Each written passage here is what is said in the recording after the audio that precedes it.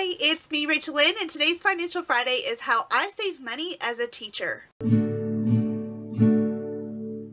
So if you don't already know, I am a kindergarten teacher, and I spend a lot of my own personal money buying things for my classroom. If you know any teacher at all, you know that most likely we all spend a lot of money of our own in our classrooms. I think that teachers as a whole do this because they love being teachers. I know I love teaching and I want the best for my kids. Teachers have limited classroom budgets, so we can't always get everything that we think we want or need. So we spend our own money in our classroom. I would like to talk about how I have personally saved money as a teacher. A little over a year ago, I had a pretty much unlimited budget in my classroom. Then about a year ago, I started really reining that budget in. I really started focusing on paying off my student loan debt, and in order to do that, I had to lower how much money I was spending in every category in my life,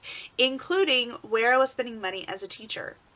When I first lowered that budget down, I actually lowered it to $250 a month. And then slowly over time, I have lowered that amount and lowered that amount. Now I currently have a $60 a month budget for teaching supplies. I will say that in July and August, it's pretty much a free-for-all as far as what I will be spending in my classroom so that I can get my classroom set up the way that I want it.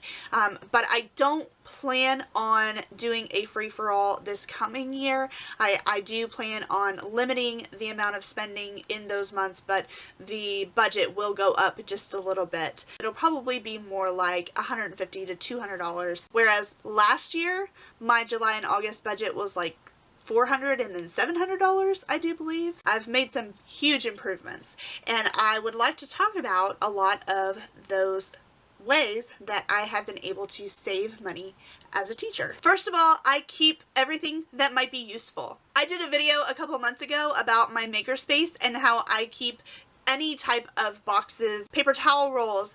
I keep so much stuff and I'll put it in my makerspace.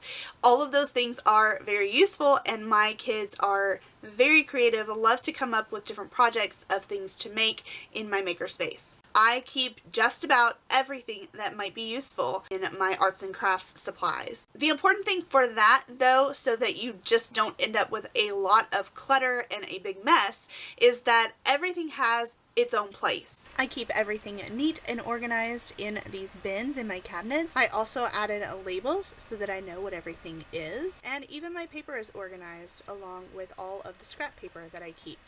Everything has a place. I save it until I have enough for a classroom supply of what I need it for, and maybe a little bit extra, whatever actually fits in the box. Beyond that, I don't keep it. Another way that I save money as a teacher is I ask my students' parents for help. This is something that I did not do probably my first 3 or 4 years of teaching, and I am just now getting used to actually asking for parents to donate things. Now, not all teachers can do this. I have actually heard of many schools where you're not allowed to ask parents for donations. So that really depends on where you're from, where you live, what type of school you're in. But the school that I am in, it's perfectly fine for me to ask parents to donate things, and the parents are usually very happy to donate and accommodate and to help me out. Another way that I save money as a teacher is by using teacherspayteachers.com. And so if I do make a purchase on there, I am supporting other teachers, which is nice. But I get daily emails from TPT, as it's fondly known in the teacher world. I used to check this email every day. It's an email that tells me what do they have new that I might want to buy, and I don't check that email anymore. I feel like this really saves me a lot of money because I'm not seeing something that I feel like, oh, I have to have this. Like, no, if I had to have it, then I would be going on to TPT's website and I would be looking for the product, but I'm not looking for these products. I will say that this is a good tip to do for any kind of daily email that you might get. I also get daily emails from Michaels, and I just delete that. I don't look to see what's on sale because I don't need it. If I needed it, I'd be looking for it myself. It wouldn't just come to me in an email. Another thing that I do that's related to Teachers Pay Teachers is I wait for sales. They have sales several times throughout the year, so I like to wait until things are on sale if there is something that I absolutely need. I also utilize the free resources that I can find. I will sort the things by price, and I will start at the lowest price, which is free, and I will see if I can find at least something close to what I'm looking for that is free. I might consider paying a couple of dollars, but I start at those cheaper resources and work my way up. Most of the time, probably 9 times out of 10, I find something that is good enough for free. And at this point in my teaching career, I am almost through my 6th year teaching. If I'm teaching a unit on something that I feel like I need more resources for, and I can't find anything that's free, I just remind myself, you've made it this far without purchasing whatever it is that you're about to purchase. So you can make it through at least one more year. Wait for the sale, and then you can buy it at the sale and then have it for next year. I wish that I could go back in time and tell myself as a new teacher that teachers have been teaching for a very long time without the resources that you are about to purchase on Teachers Pay Teachers. Stay away. You don't have to make that purchase. Another way that I save money as a teacher is I promote parents buying Scholastic books. This puts books in children's hands, it encourages reading, and it gives me bonus points to use in the classroom for things that I need. I have actually gotten a mailbox system.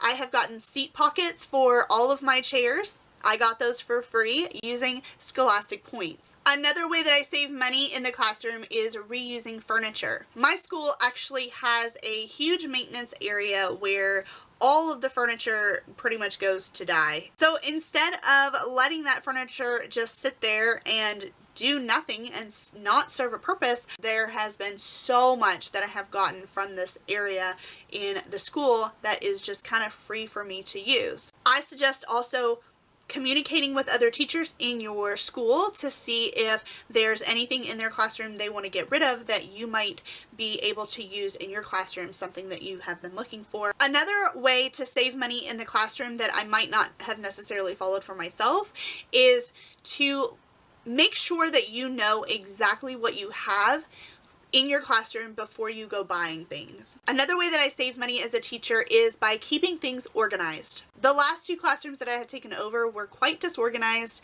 and I could see myself just going out and buying something, even if I know that it's in the classroom, just because it's easier to find that way.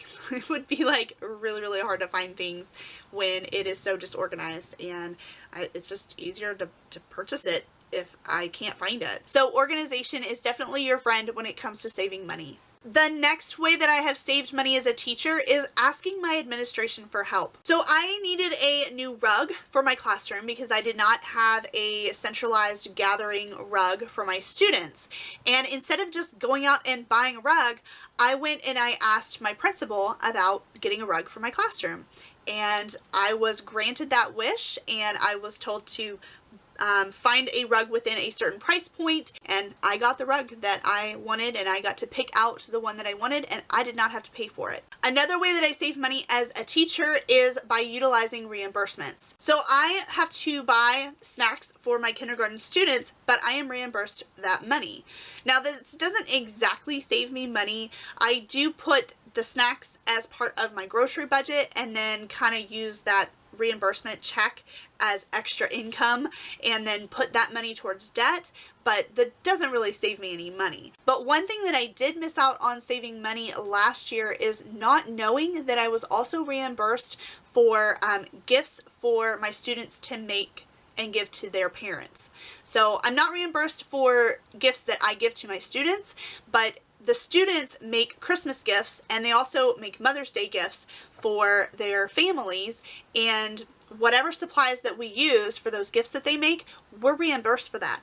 Last year, I didn't know that, and I could have gotten reimbursed for that, so I lost out on money by not knowing that I was reimbursed. So my tip on that would just be Ask your administration, ask the other teachers, are there any types of reimbursements that you get for different things? The last way that I save money as a teacher is I make a budget and I stick to it. So last year I was really starting to limit myself, and it was really, really hard for me to stick to my budget when I first started. But by implementing a lot of these other things has really saved me money. So my advice is to just stick to your budget as best as you can. I'd like to give just one more piece of advice as someone that has been teaching for almost 6 years now, and I can easily look back to when I started teaching, and I can see where I have made some mistakes and done other things right. One big mistake that I feel like I made as a new teacher was trying to make everything look super cute.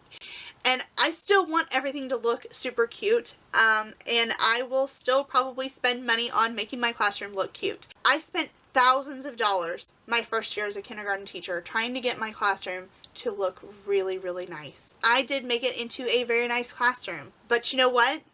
I wanted to spend just as much money the next year. So my advice is figure out what you are able to spend, not on credit, and don't go over that budget, because you know what? You can buy more next year. You can buy more throughout the year. You're going to buy more next year. You're going to buy more throughout the year. So you might as well just keep it low now. It doesn't have to be perfect, because you're going to want to change things anyway. Just worry about being a great teacher, not about making your classroom look super cute. So those are many of the ways that I have saved money as a teacher. I would love to hear from you. If you are a teacher, what are some ways that you save money?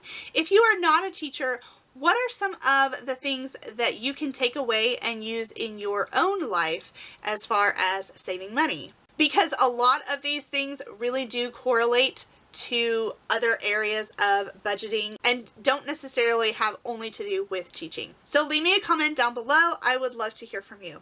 Don't forget to like this video and subscribe if you are not already. I make videos about getting out of my student loan debt to become a teacher and losing some weight along the way. That's all I have for today. Thank you so much for watching, and I'll see you in the next one.